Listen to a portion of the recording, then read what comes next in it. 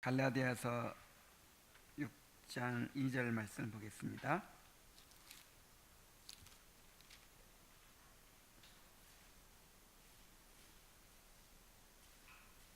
아, 6장 1절 말씀입니다. 갈라디아서 6장 1절 말씀을 우리 함께 읽겠습니다. 시작. 형제들아, 사람이 만일 무슨 범죄한 일이 드러나거든 신령한 너희는 온유한 심령으로 그러한 자를 바로 잡고 너 자신을 살펴보아 너도 시험을 받을까 두려워하라. 아멘. 이 갈라디아서 6장 1절 말씀도 교회의 권징에 관련된 구절이죠. 이것은 개인적으로 적용할 수도 있고 또 공적으로 적용할 수도 있어요. 그래서 다른 형제들이 어떤 범죄한 일이 드러날 때는 온유한 심령으로 그런 사람을 바로잡기 위해 노력해야 된다는 것이죠. 또 개인적으로도 그렇게 해야 되고 또 이제 개인 차원을 넘어서 이제 그 문제가 공적인 문제가 됐을 때는 또 공적으로도 그렇게 바로잡기 위해서 노력해야 됩니다. 이것이 우리의 책임입니다. 그런데 어떤 심령으로 하라고요? 온유한 심령으로 하는 거예요. 그리고 너 자신을 살펴보아 너도 시험을 받을까 두려워하라 그랬어요.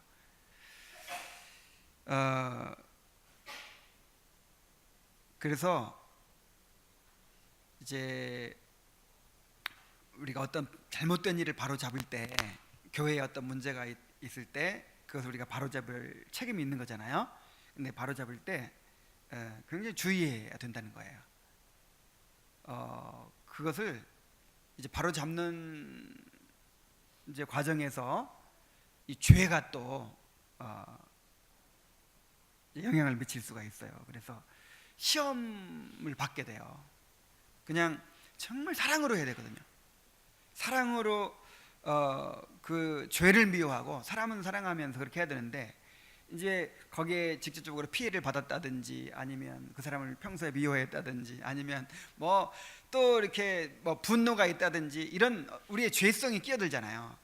그래가지고 이제 그렇게 은혜로운 권징의 과정이 되지 못하고 그게 더 큰 문제가 일어나고 그것 때문에 교회가 막 깨지게 되고 많은 사람들이 상처를 입게 되고 뭐 이런 일들이 일어날 수 있어요.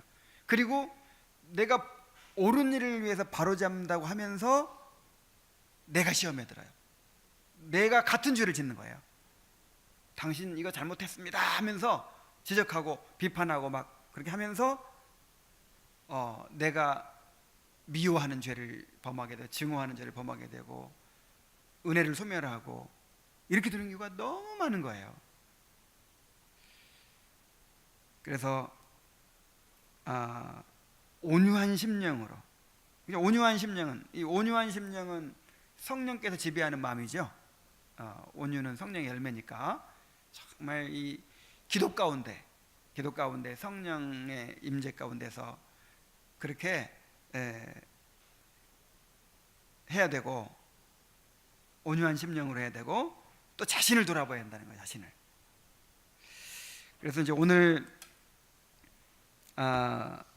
내용은 뭐냐면, 이 기독교 강의 내용은 뭐냐면 바로 그 문제를 다루고 있습니다.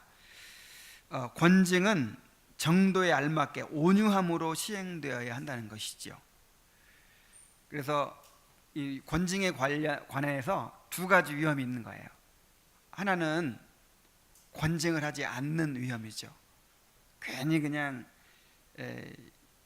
내버려 두면 아무 문제 없는데 이렇게 권징을 하려고 할 때 상처를 주고 또 반발을 사게 되고 뭐 여러 가지 문제가 생길 것 같잖아요. 떨어져 나갈 것 같고 그래서 그냥 내버려 두는 거예요. 고린도 교회가 범했던 잘못처럼 명백하게 죄를 범하고 있는데도 그냥 내버려 두는 거예요. 교회에 뭐 나쁜 영향을 미치는 어떤 일들이 있는데 그냥 내 문제 아니라고 하나님 알아서 하시라고 하면서 그냥 무관심해 버리는 거예요. 이것이 큰 잘못이에요.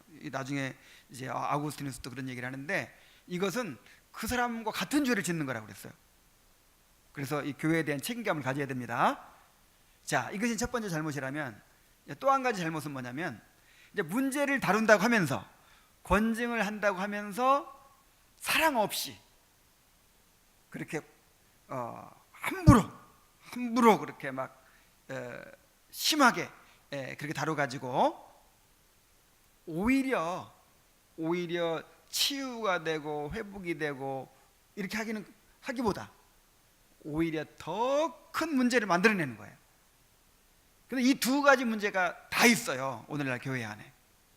한쪽으로는 권징이 너무 없어가지고 문제고, 한쪽으로는 권징한답시고 그냥 함부로 공격하고 비판하고 그렇게 온유하지 못하게 막 그렇게 문제를 다루는 바람에 교회가 깨지고 사람들이 상처 입고 이런 일들이 얼마나 많은지 모릅니다. 그래서 이제 이 후자의 문제를 오늘 내용은 다루고 있다는 거예요. 단지 권징의 문제뿐만 아니라 우리가 교회를 어떻게 바라봐야 되는지, 교회 관의 문제까지도 배울 수 있어요. 교회를 우리가 어떻게 바라봐야 되는지 우리 한번 살펴봅시다. 8항을 봅니다. 권징의 시행은 가혹해서는 안 됨 그랬죠.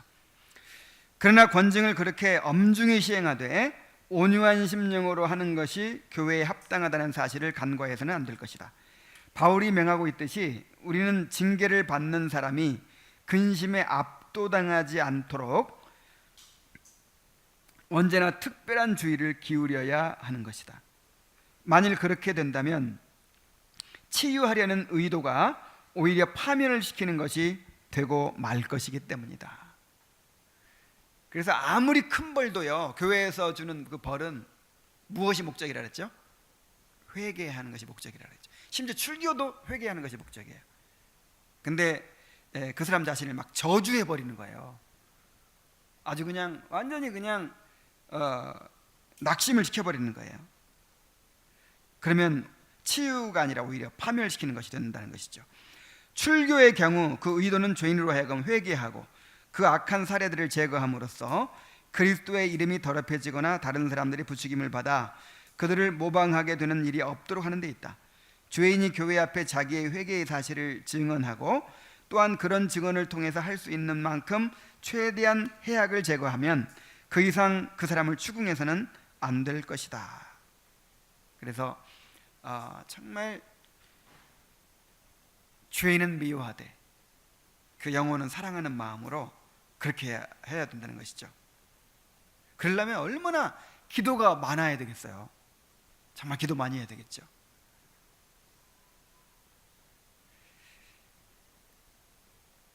그래서 이제 앞으로 어떤 문제를 다루거나 할 때는 정말 기도를 많이 하고 그렇게 하도록 미리 약속합시다.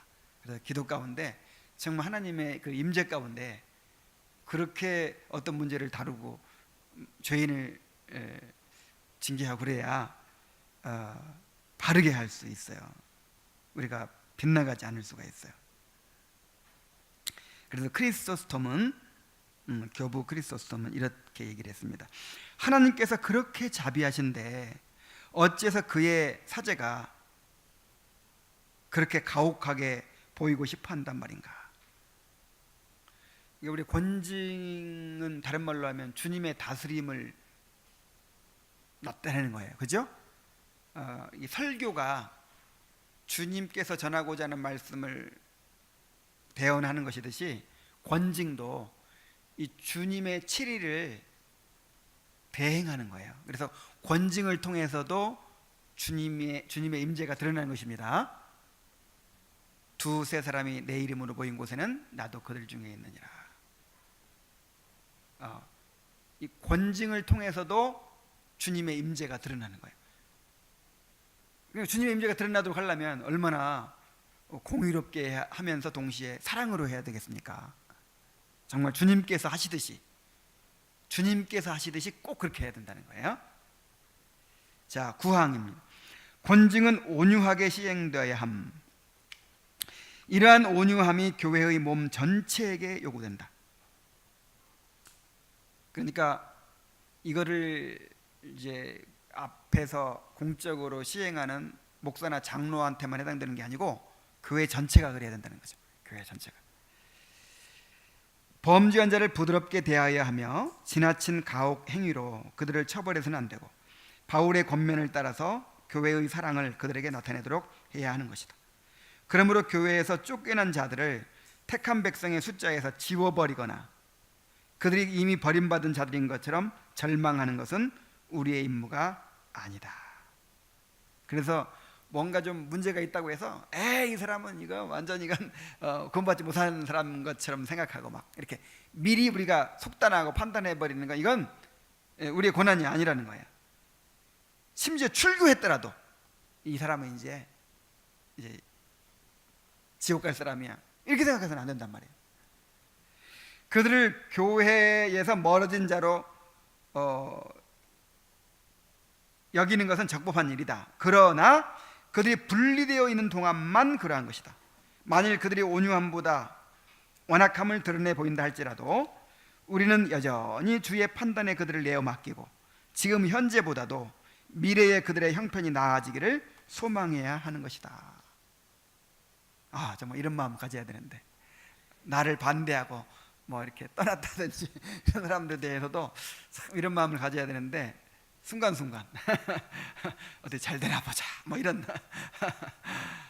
그런 악한 마음을 참 갖기가 쉬워요. 그래서 이런 마음들을, 그래 기도가 필요한 것 같아요. 기도가 이런 마음들을 가지고 하나님 앞에 다 이렇게 토하고 정말 그들을 축복하는 마음, 그들이 정말 잘 되기를 바라는 마음, 정말 그런 마음을 주님으로부터 받아야 될 줄로 믿습니다. 사람은 오직 하나님의 판단과 그의 손안에 있는데 우리가 그 사람을 정죄하고 죽음에 내어주지 말고 오히려 주의 법에 따라서 각 사람의 행위들의 성격만을 판단하도록 하자. 그냥 겉으로 드러난 그 잘못, 그 행위를 판단해야지 아예 그 사람 자신을 이렇게 아예 이렇게 판단하고 정죄해서는 안 된다는 것이죠. 이 사람은 틀린 사람이야. 이 사람은 이거 가라지야.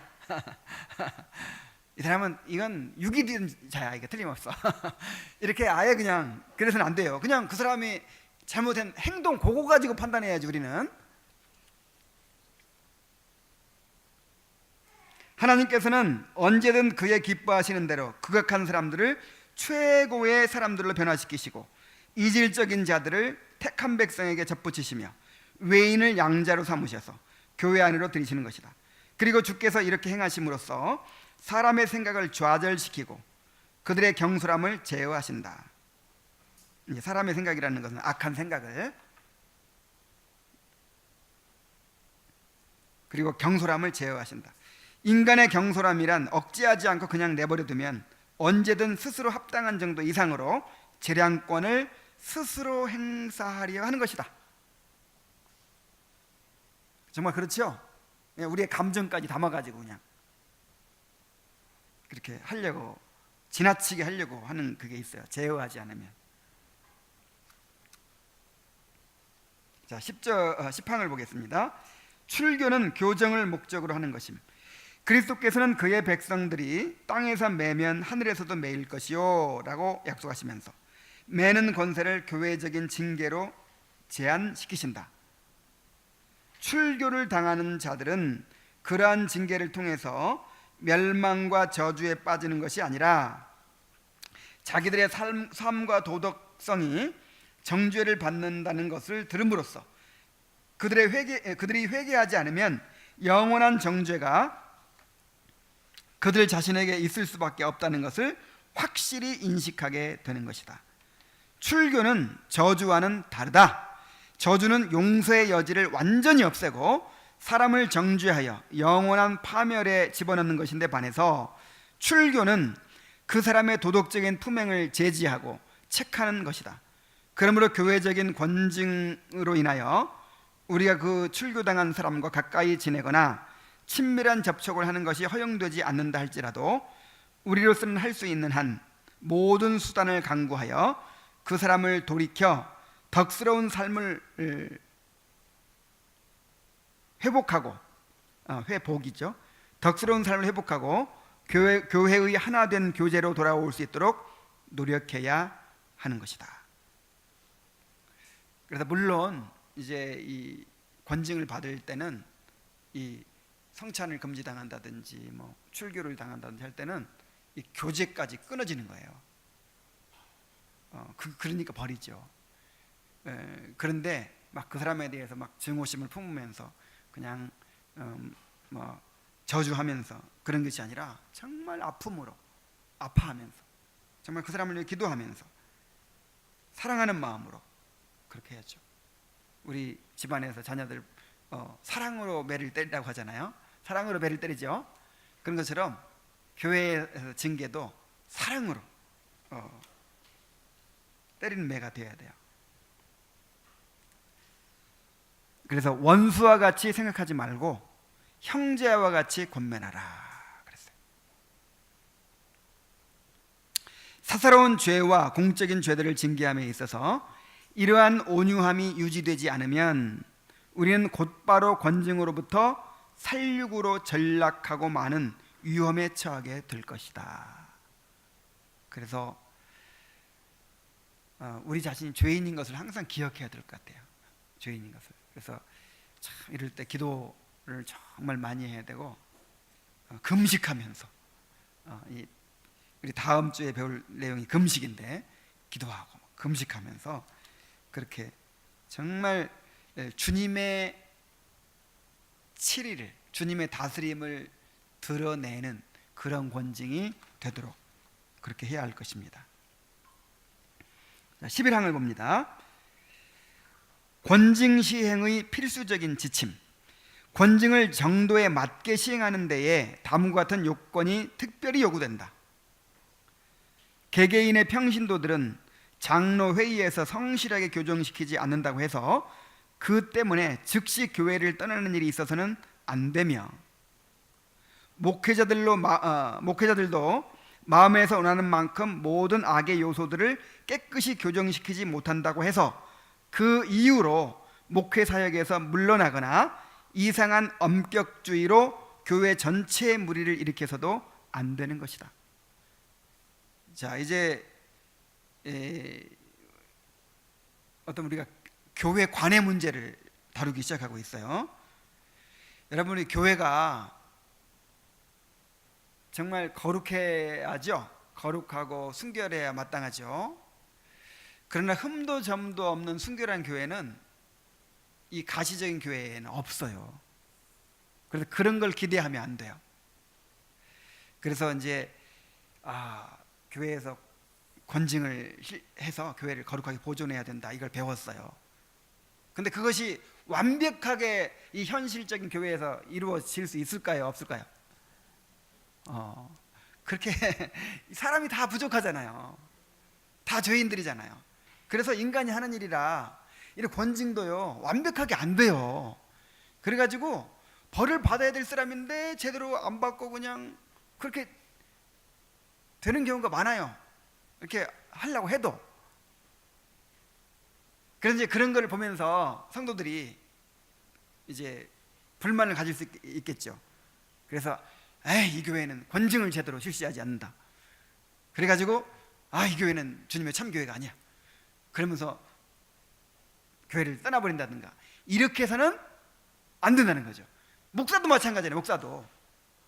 목사도 목회를 하고 있는데 장로들이 반대하고 집사들이 반대하고 해가지고 뜻대로 안 되는 거예요. 칼빈도 그랬잖아요. 권징을 그렇게 중요하게 여기고 하려고 하는데 사사건건 안 되는 거예요. 칼빈을 막 모셔왔던 사람이 제일 칼빈한테 어려움을 주었어요. 그렇게 그 사람의 그 가족이라든지 이런 사람들이 막 이제 이렇게 잘못을 범하는데 그 권징을 하니까 가만히 있겠어요? 근데 나 이거 못 해먹겠다, 이거는 뭐 주님의 교회가 아니다, 그러면서 그냥 떠나버렸나요? 그렇지 않죠. 그 어려움을 무릅쓰고 이제 쫓겨날 때까지 끝까지 충성을 했죠. 그래서 성도들도 마찬가지고 목사도 마찬가지고 쉽게 포기하고 떠나고 그래서는 안 된다는 것이죠. 그리고 이상한 엄격주의로 교회 전체의 무리를 일으켜서도 안 되는 것이다. 이게 무슨 말일까요? 이상한 엄격주의로 교회 전체의 무리를 일으켜서도 안 되는 것이다. 이제 뒤에 더 얘기하겠지만 이 엄격주의자들이 있어요. 이상주의자들. 교회는 이렇게 해야 되는데, 목사가 이렇게 해야 되는데, 이게 잘못되고 있다. 그래가지고 교회를 거룩하게 보존하고 정말 말씀대로 해야 된다는 그런 열심이 너무 특심한 나머지 막 어떤 문제를 물고 늘어지는 거예요. 근데 하나님 보시기에는요, 누가 더 큰 문제예요? 지금 잘못 범하고 있는 그 사람보다 왜 이 잘못을 제대로 해결 안 하느냐고 막 그냥 문제를 제기하고 막 이 사람한테 얘기하고 저 사람한테 얘기하고 막 그 사람이 더 큰 문제라 이 말이에요. 그래서 이런 표현을 쓰는 거예요.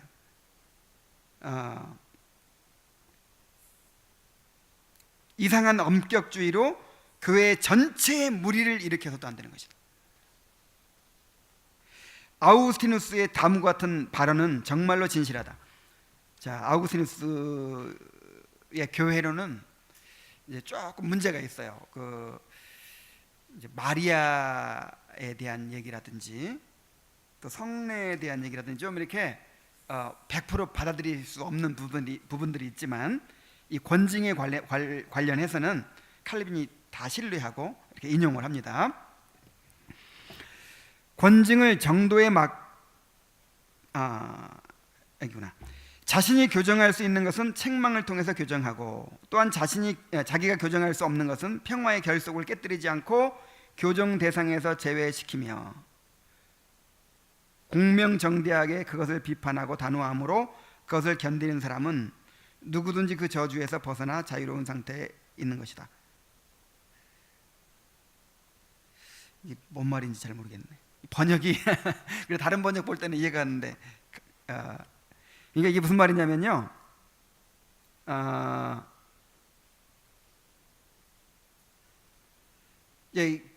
교정할 수 있는 것은 책망을 통해서 교정하면 돼요. 근데 교정이 잘 안 될 수도 있잖아요. 안 될 수 있을 때는 평화의 결속을 깨뜨리지 않고 하도록 힘써야 된다는 것이죠. 그러니까 이게 안 된다고 해서 그냥 판을 깨버려서는 안 된다 이 말이죠. 그 공동체의 결속 자체를 깨뜨려 버려서는 안 된다는 것이죠.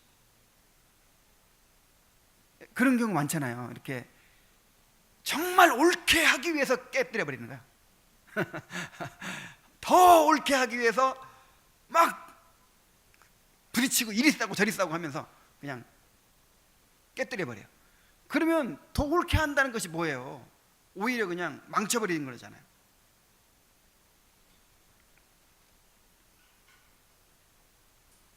또 교회적인 권징에 속한 모든 경건한 방법과 수단은 반드시 평안에 매는 줄로 성령이 하나 되게 하신 것을 바라보는 것이어야 한다. 이거 우리 항상 기억합시다. 평안에 매는 줄로 성령의 하나 되게 하신 것을 어떻게 하라? 힘써 지키라 그랬죠? 이게 모든 일에 다 이것을 염두에 둬야 되는 거예요. 아무리 옳게 한다고 해도 옳게 하는 것 때문에 하나 되게 하는 거에 깨져버렸어. 그러면 이거 옳은 게 아니죠.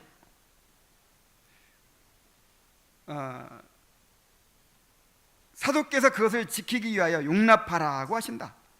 그러니까 좀 부족해도 100% 그렇게 만족스럽게 안 되더라도 하는 데까지 해보고 100% 안 되더라도 받아들이는 거예요. 어쩔 수 없어요.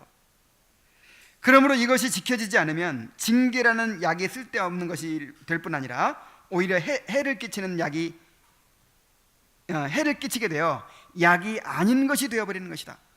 그래서 사실 이 징계가, 권징이 약이잖아, 약. 이 공동체를 보호하는 약이죠. 근데 이것을 함부로 막 휘두르면 어떻게 돼요? 약이 아니라 독약이 돼버리죠. 권징 잘못해가지고 그냥 교회가 무너질 수 있는 거예요. 이런 사실들을 부지런히 생각하는 사람은 하나된 연합을 유지한다는 명목으로 극심한 권징을 소홀히 하지도 않을 뿐더러 무절제한 교정의 행위로 하나된 교제의 끈을 끊지도 않는 법이다. 그러니까 고린도 교회처럼 우리가 하나 되는 것이 중요하잖아, 사랑이 중요하잖아, 그러면서 권징을 안 하는 것도 큰 잘못이고, 또 무절제하게 막 함부로 권징을 해가지고 하나된 교제를 깨뜨리는 것도 잘못이에요. 그냥 그렇게 되지 않도록 얼마나 참 잘 해야 되는지 알 수 있죠. 우리 성도들이 참 이런 원리들도 배워야 되고, 그 다음에 정말 각자가 하나님 앞에서 하나님을 두려워하는 그런 경건이 있어야 돼요. 경건. 다 하나님을 두려워하고 회개하는 사람들이 아니면 이런 게 다 소용없어요.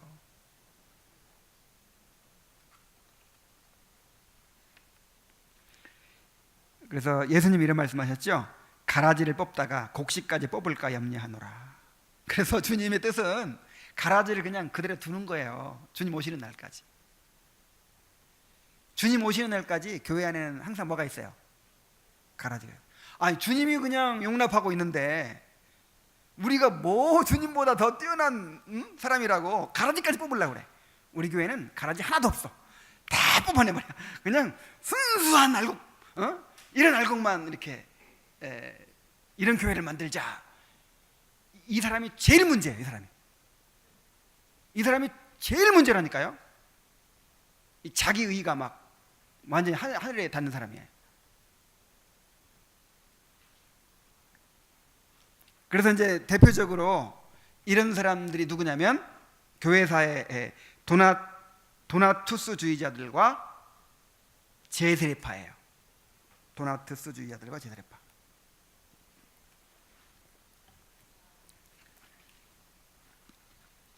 아우구스티누스가 이런 말을 한 것은 도나투스주의자들을 의식하였기 때문인데, 그들은 감독들이 말로만 책망하고 출교로 벌하지 않는 잘못을 교회 안에서 범하자 그 감독들을 권징의 배반자들로 규정하여 맹렬하게 비난하고 그리스도의 양무리에서 자기들을 분리시켜 불경한 분파를 이루었던 것이다.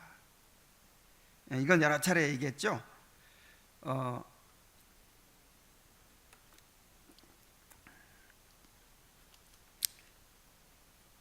이 북아프리카, 이 카르타고에 이제 이 주교를 이렇게 선출을 했는데, 그 전에 어떤 일이 있었냐면 이 디오클레시안 황제 때 극심한 박해가 있었어요.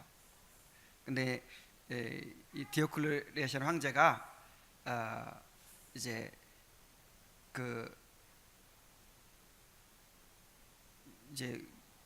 뭐 어떤 요구를 했냐면 이 자기들이 교회가 가진 성경을 이렇게 갖다 주면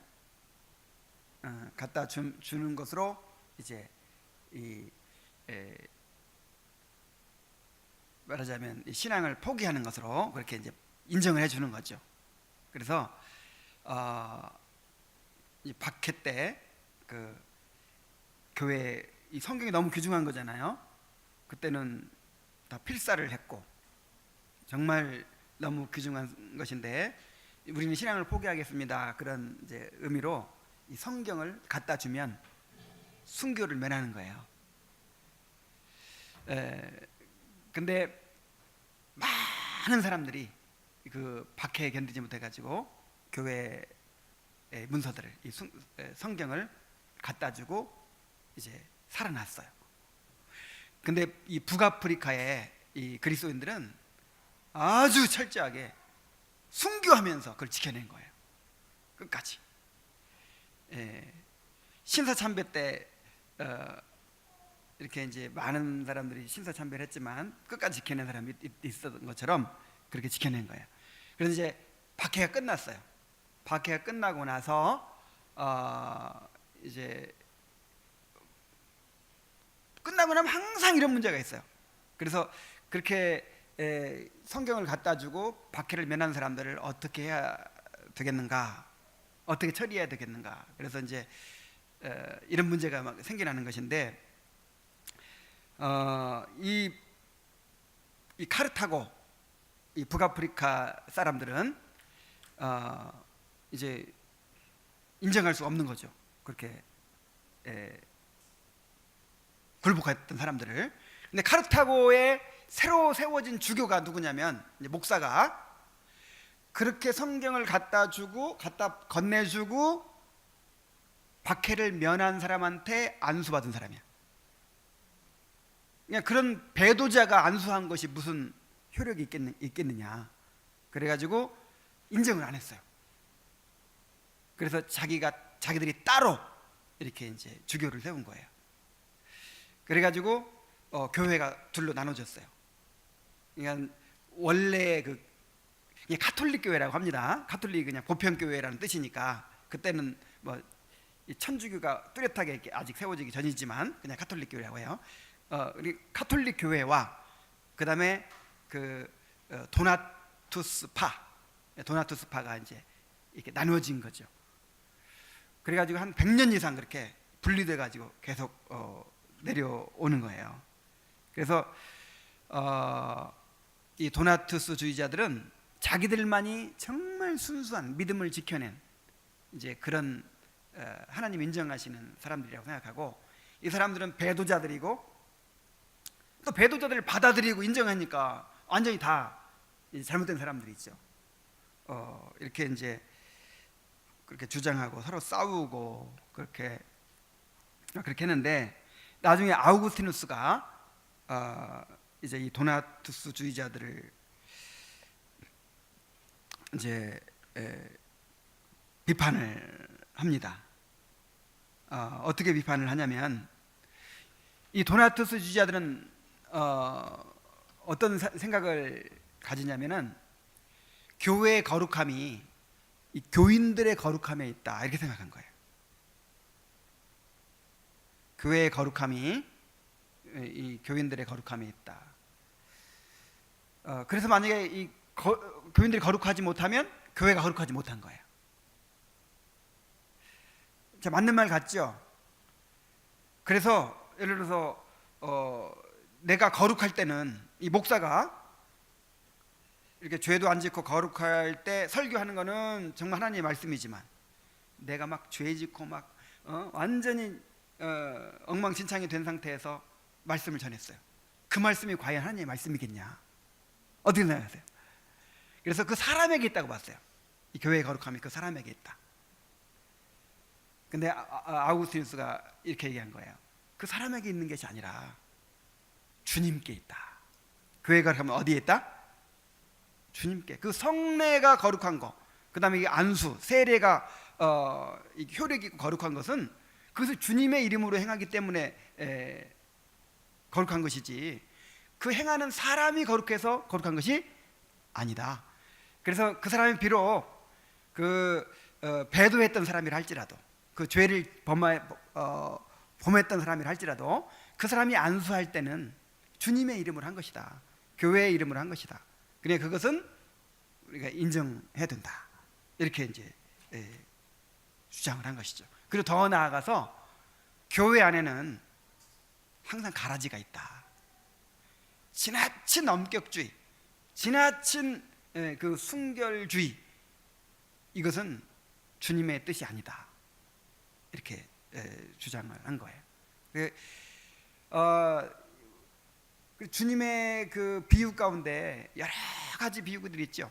알곡과 쭉정이의 비유도 있고, 그다음에 물고기를 잡았는데 좋은 물고기가 있고, 이렇게 가치가 없는 물고기도 있고, 그다음에 곡식과 가라지 비유도 있고. 근데 다 공통점이 뭐냐면 심판날까지 같이 있다는 거예요. 심판날까지. 심판날 전에 그것을 분리하지 않아요. 이 땅의 교회는 완전하지 않아요. 이것이 주님의 뜻이에요.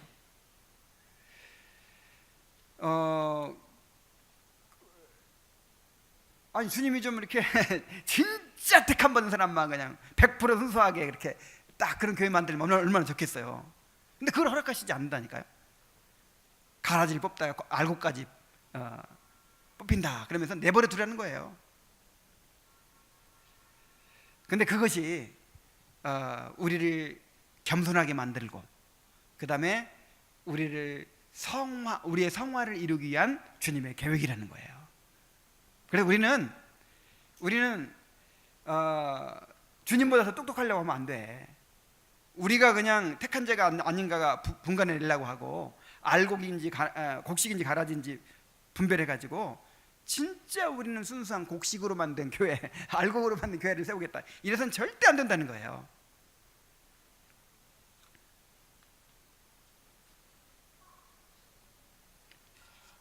그래서 이제 겉으로 볼 때는 도나투 스파가 훨씬 더 의롭죠. 더 옳잖아요. 더 옳고 더 순수하게 하려고 하는 것이고, 그리고 실제로 그렇게 했고,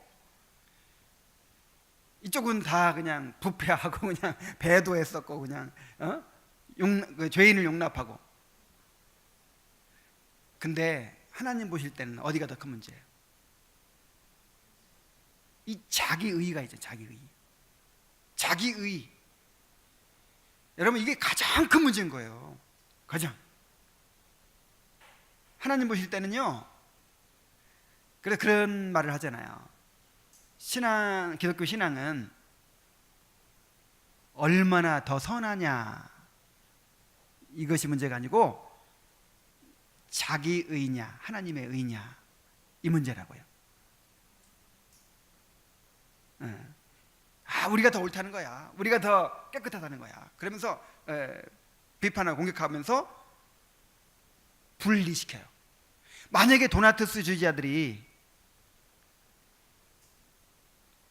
비판할 수 있어요. 그러나 그들을 사랑하고 품고 그 안에서 정말 하나됨을 지키려고 하면서 그렇게 했다면 이제 문제는 다르겠죠.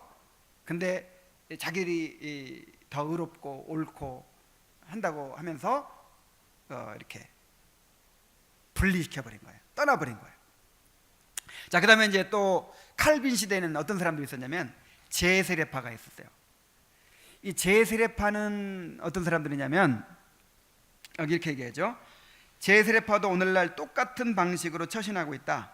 그들은 모든 면에서 천사와도 같은 완전함이 드러나는 곳 이외에는 그리스도의 집회가 없다고 주장하면서 이런 열심을 가장하여 덕을 세우는 모든 것을 뒤집어 엎어버리는 것이다.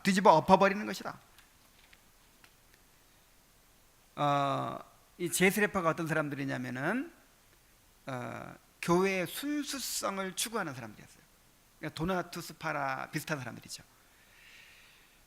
그러니까 제세례파는 이제 어디서부터 문제를 제기하냐면은 이 초대교회가 언제부터 타락하기 시작하죠? 이 로마의 국교가 되면서부터 이제 교회가 타락하기 시작하죠. 그래서 이 제세례파는 그것부터 문제를 삼는 거예요. 그 사실이에요, 사실. 그래서 이 교회와 국가가 이렇게 결탁해서는 이렇게 연결돼서는 절대 안 된다는 것이죠. 그래서 초대교회처럼 이 교회와 국가는 이 대립관계에 있어야 된다는 거예요. 그때 초대교회가 순수했잖아요. 근데 교회와 국가가 이렇게 연합하고 국가의 보호를 받다 보니까 교회가 이제 타협하고 부패하기 시작한 것이죠. 그래서 이 교회와 국가를 철저하게 대립적인 관계로 그렇게 봅니다. 그래서 이 그리스도인이 위정자가 되거나 또 공무원이 되는 것도, 나라에서 관리가 되는 것도 이제 하나님께서 어긋난다고 생각을 했어요. 그리고 하여간 그 문자 그대로 성경 말씀대로 다 따라야 한다고 생각해서 이제 그렇게 하다 보니까 뭐 맹세 같은 건 절대 해서는 안 된다고 생각하고, 그다음에 살인하지 말라고 했으니까 전쟁하면 안 돼. 요즘도 그런 사람들이 있죠. 무기 들면 안 된다고 생각하는 사람들. 그래서 이 전쟁을 반대를 하는 거예요. 그다음에 하여간 이제 그러다 보니까 성경에 이렇게 구체적으로 안 나오는 거 이런 것도 인정을 안 해. 유아 세례도 인정을 안 하고, 그래서 세례를 다시 주고 뭐 이러다 보니까 재세례. 그러니까 유아 세례도 인정 안 할 뿐만 아니라 이제 처음에는 카톨릭에서 받은 세례도 인정을 했어요. 지금도 인정하죠. 지금도 이 개혁주의 교회에서 인정을 합니다. 카톨릭에서 받은 세례를. 근데 저는 인정을 안 해요. 아니, 안 하는 게 옳다는 생각이 들어요. 지금은. 그러니까 그것도 굉장히 그 어떤 순수성을 주장하는 것이죠.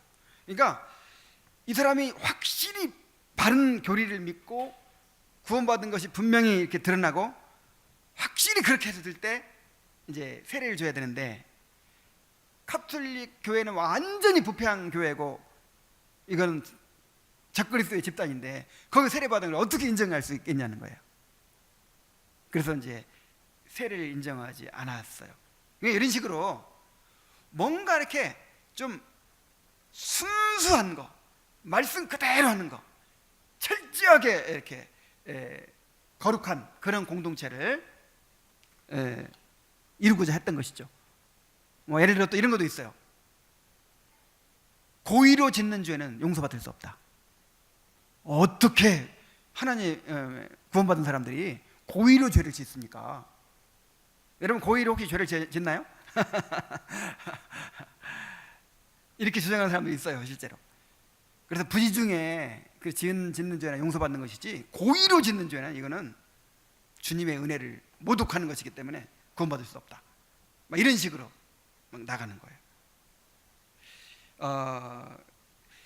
자, 이런 식으로 나가면서 문제는 뭐냐면 그 루터파나 칼빈파나 개혁파나 이런 사람들을 완전히 타협주의자들이고, 이거는 개혁도 아니고 그냥 이건 완전히 비판하는 거예요. 완전히. 그래서 분리시켜버려요, 자기들을. 우리는 이런 사람들과 함께 할 수 없다. 그래가지고 자기들만 딱 이렇게 분리를 시켰어요. 그게 옛날 도나투스주의자들과 비슷하죠. 그래서 칼빈이 그 카톨릭과도 싸웠지만 이 제세례파하고도 싸웠어요. 제세례파를 엄청나게 비판을 했어요. 이 사람들이 겉으로 봐서는 참 의로워요. 더 순수한 걸 추구하는 거예요. 그런데 자기들만 옳다고 생각하고 자기 의를 내세우면서 이렇게 분리시키고 분파를 만들고 이렇게 하는 것에 대해서 칼빈은 이거는 절대로 하나님의 뜻이 아니라고, 교회를 해치는 것이라고 그렇게 비판을 했습니다. 그리고 당시는 이제 교회와 국가가 완전히 이렇게 분리되지 않은 상황이었잖아요. 그렇죠? 우리 종교개혁사를 배우다 보면은 뭐 제네바든지 아니면 뭐 영국이든지 스코틀랜드든지 네덜란드든지 전부 다 그 당시에는 그 정치적 상황이 그랬어요. 그 아직 이렇게 종교와 정치가 분리되기 전이기 때문에 그냥 국가적인 문제인 거예요. 국가적인 문제. 자, 그런 상황에서 그걸 받아들이지 않고 완전히 국가와 분리를 시키고 국가에 대해서 이렇게 배척을 하고 이제 그렇게 하기 때문에 이 나라에서도 이 사람들이 너무 이렇게 이제 이 해를 끼치는 사람들로 여겨지는 거예요. 그러다 보니까 이 개혁파들도 이 제세례파와 같은 무리로 취급을 받아가지고 이 제세례파 때문에 엄청난 박해를 받는 거예요.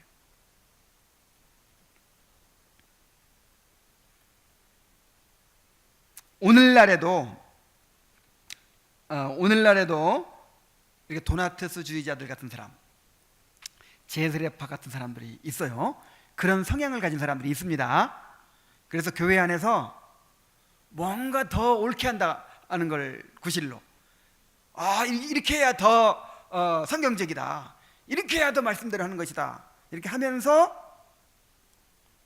무리를 일으키고, 그 다음에 함부로 사람들을 비판하고, 그 다음에 교회를 막 쉽게 떠나버리고, 뭐 이렇게 하는 사람들이 있죠.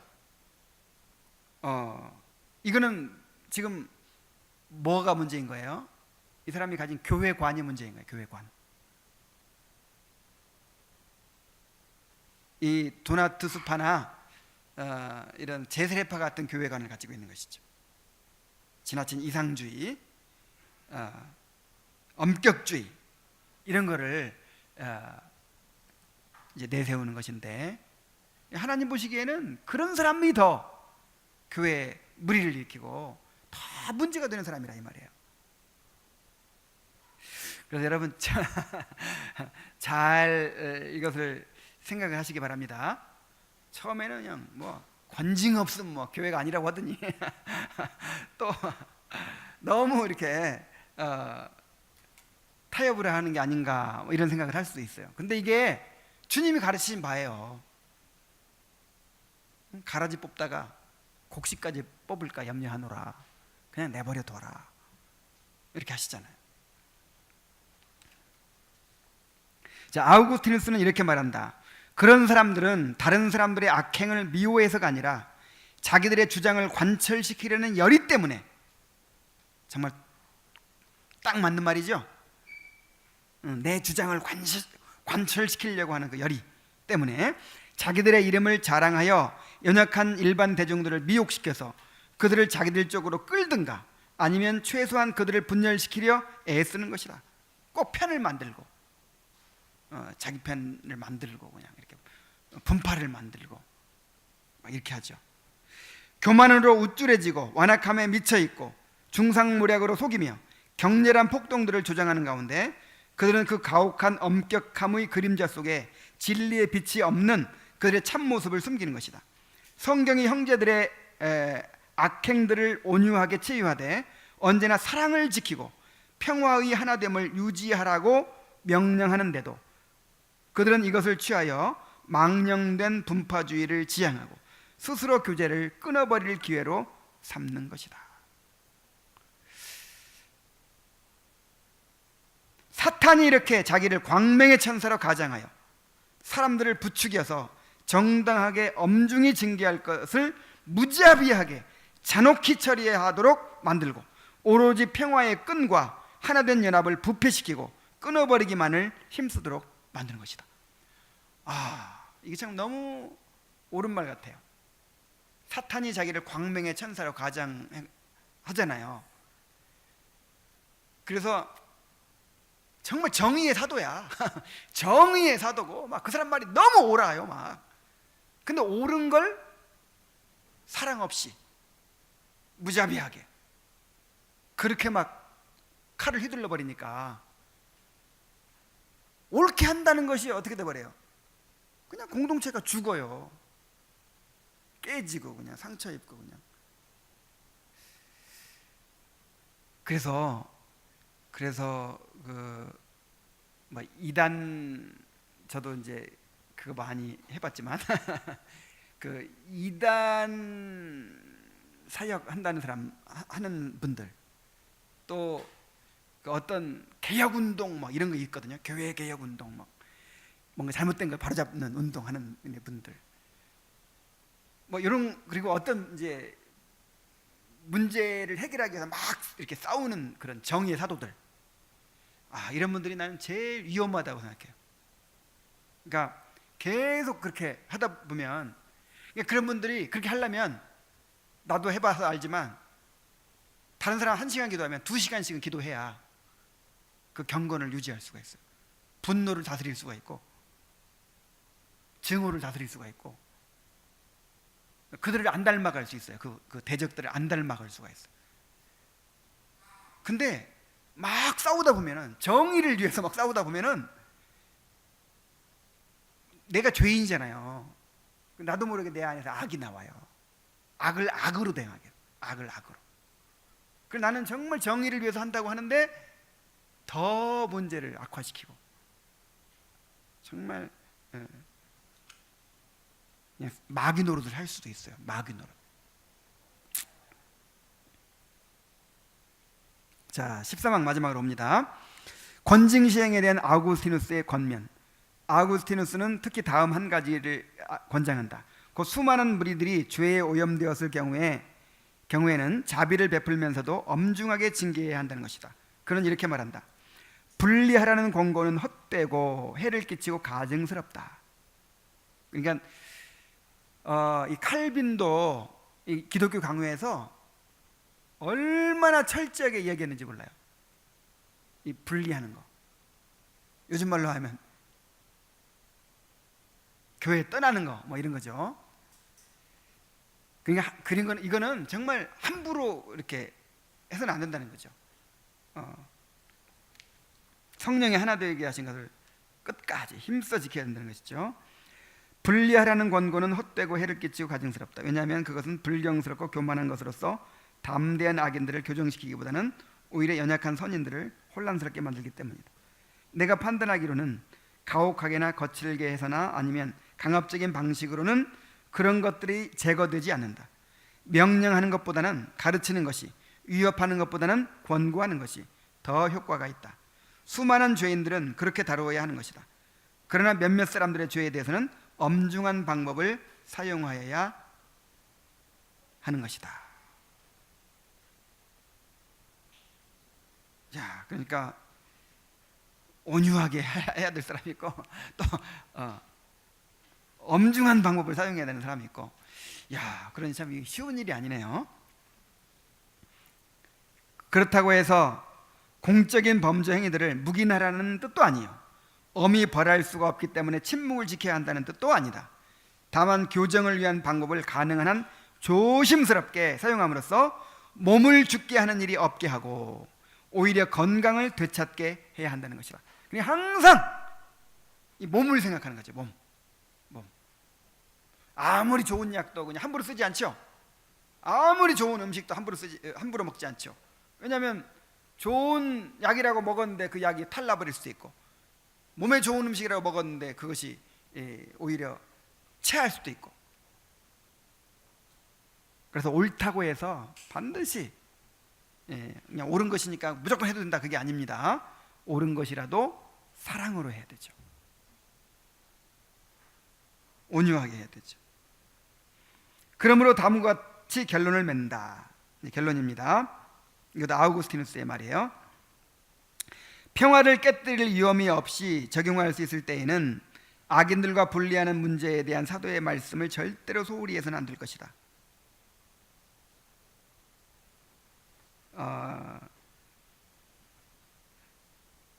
요거는 이제 어떤 경우냐면은 고린도전서 5장에 그 음행한 자 있잖아요. 음행한 자, 그런 사람은 쫓아내야 돼요. 그렇다고 해서 이게 평화를 깨뜨리고 이런 문제가 아니에요. 쫓아내야 오히려 공동체가 보존되는 거예요. 그런 경우를 말하는 거죠. 그는 그런 일이 달리 이루어지는 것을 원치 않았기 때문이다. 그러므로 다음과 같은 원리가 유지되어야 할 것이다. 곧 서로 참고 평안에 매는 줄로 성령이 하나 되게 하신 것을 지키도록 힘써야 한다는 것이다.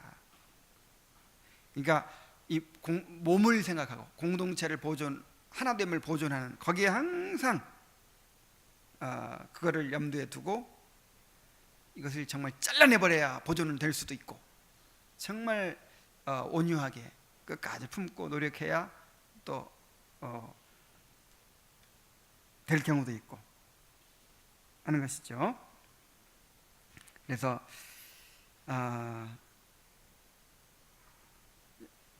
오늘 내용은 우리가 이제 그 권징을 어떻게 실행해야 될 것인가 하는 이제 문제도 있지만, 우리가 이 교회를 어떻게 바라보고 교회가 어떤 문제가 있을 때 어떤 태도를 가져야 되겠는가 하는 것을 우리가 명심해야 될 줄로 믿습니다. 우리가 교회에 대해서 지나친 엄격주의, 이상주의적인 생각을 가지고 그렇게 지나치게 정의의 사도가 되려고 하다가 은혜를 소멸하고 오히려 미움만 가득하고 그냥 사람 상처 주고 그냥 분리시키고 하는 그런 오류에 빠지지 않도록 해야 될 줄로 믿습니다. 자, 우리 한번 같이 기도합시다. 정말 우리